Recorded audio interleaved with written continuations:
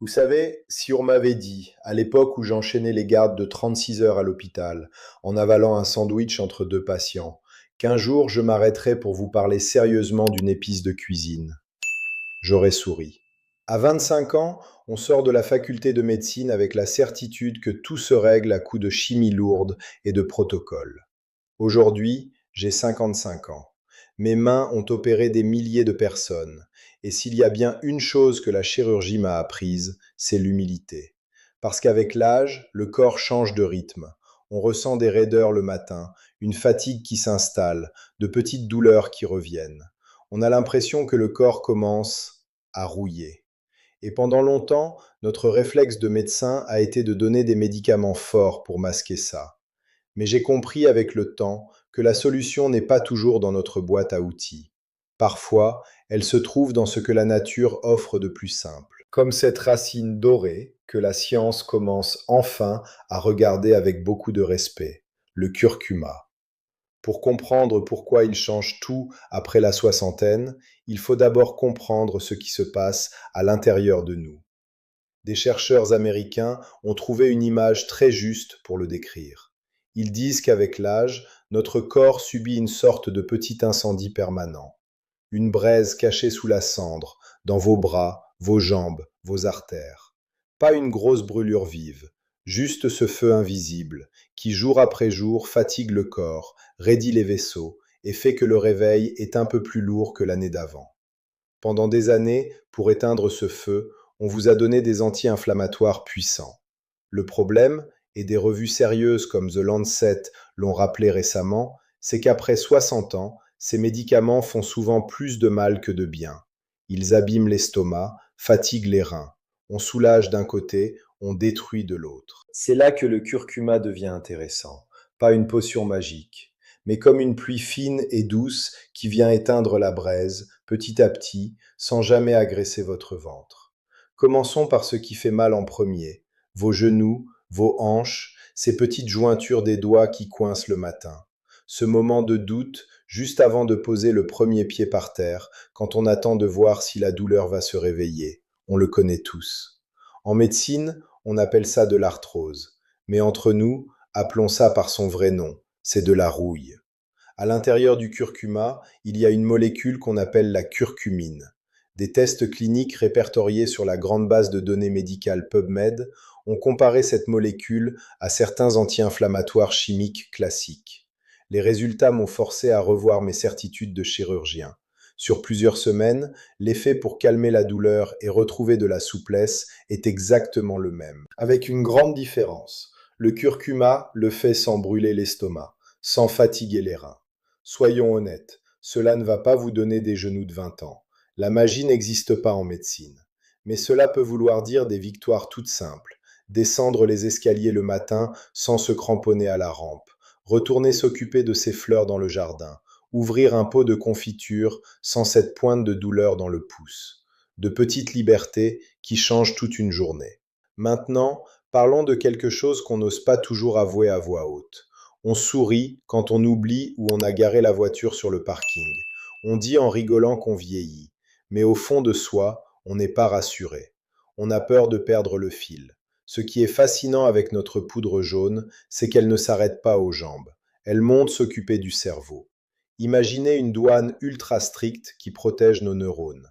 La barrière hémato-encéphalique. Elle filtre tout ce qui circule dans notre sang. Elle bloque la plupart des médicaments classiques. Mais la curcumine, elle, a un passe-droit rare. Elle réussit à traverser cette barrière. Elle entre là où la chimie lourde reste à la porte. Une fois à l'intérieur, elle fait un travail de nettoyage. Elle aide à dissoudre les petits déchets cellulaires qui s'accumulent entre nos neurones avec les années. Cette poussière biologique qui crée le fameux brouillard mental, cette fatigue de l'esprit en fin de journée. C'est d'ailleurs ce qui explique un constat que l'on fait depuis longtemps. Dans les pays où le curcuma est consommé chaque jour, la mémoire des aînés reste statistiquement beaucoup plus vive, même à un âge très avancé. Je ne vous dis pas que ça remplace un traitement si une maladie grave est déjà installée. La science n'aime pas les miracles, et moi non plus. Mais pour protéger vos souvenirs, gardez le regard clair, C'est un soutien naturel d'une valeur inestimable. Et pour que ce cerveau fonctionne, il faut que le sang y monte. Et pour ça, les tuyaux doivent être en bon état. Après 60 ans, nos vaisseaux perdent leur souplesse. Imaginez un vieux tuyau d'arrosage laissé tout l'été au soleil. Il devient rigide, cassant. À l'intérieur de nos artères, c'est pareil. Le sang circule avec plus de difficulté, la tension grimpe, le cœur force et le risque augmente. Des chercheurs de la Harvard Medical School se sont penchés sur l'effet de la curcumine sur la paroi de nos vaisseaux. Leurs conclusions sont fascinantes. Elle aide à redonner de l'élasticité à cette paroi. Elle agit comme un assouplissant naturel. En calmant cet incendie permanent, elle permet aux artères de se détendre, au sang de mieux circuler et au cœur de faire moins d'efforts. Une mise en garde importante.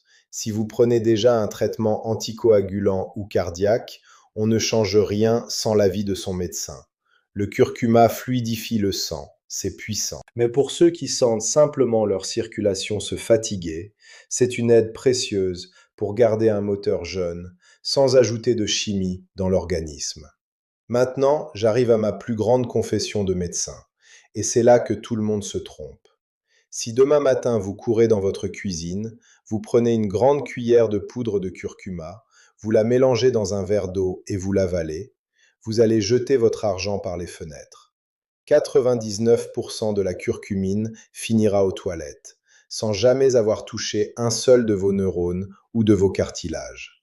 Pourquoi? Parce que la curcumine déteste l'eau. Elle ne s'y dissout pas. Dans notre tube digestif, elle reste en bloc et glisse sans que l'intestin puisse l'attraper. Sa biodisponibilité, la quantité qui pénètre vraiment dans l'organisme, est presque nulle. Et le foie détruit le peu qui réussit à passer, en quelques minutes à peine. Alors comment on fait? Le secret, les Asiatiques le connaissaient par instinct depuis des siècles, et la science vient de le valider. La curcumine a besoin de gras pour passer. Mélangez-la à une bonne huile d'olive pressée à froid ou consommez-la au milieu d'un vrai repas. L'intestin, qui sait très bien absorber le gras, laissera passer l'ensemble. On parle aussi du poivre noir. Il contient de la pipérine, une molécule qui multiplie l'absorption de façon impressionnante. Mais attention, le poivre est agressif pour l'estomac. Si vous avez le côlon irritable ou des brûlures, évitez-le. Préférez le mariage avec une bonne huile, ou tournez-vous vers des extraits modernes que la science a enveloppés dans des corps gras naturels, les phytosomes, pour qu'ils passent seuls la barrière intestinale, en douceur. Quand on passe 30 ans un scalpel à la main à réparer des cœurs qui flanchent et des articulations à bout de souffle, on finit par apprendre une grande leçon. La médecine, la vraie, ce n'est pas une guerre contre le temps qui passe. On ne gagne jamais contre le calendrier. Le vrai défi après 60 ans, ce n'est pas de prétendre qu'on a encore 20 ans. C'est de faire en sorte que chaque matin qui se lève soit un matin où l'on peut encore sourire, bouger, se souvenir et profiter de ceux qu'on aime, sans être prisonnier de son propre corps. C'est ça, ajouter de la vie aux années. Mon vieux maître en chirurgie me disait toujours, Gabriel, un bon médecin guérit parfois, soulage souvent, mais console toujours. Si cette discussion vous a touché, partagez-la avec quelqu'un qui, peut-être ce matin, a eu du mal à poser le pied par terre. Et si vous voulez qu'on continue à marcher ensemble, abonnez-vous, laissez un message, je lis chacun de vos mots, ici, à ce même bureau, quand la clinique se tait. Prenez soin de vous, vraiment. À très bientôt.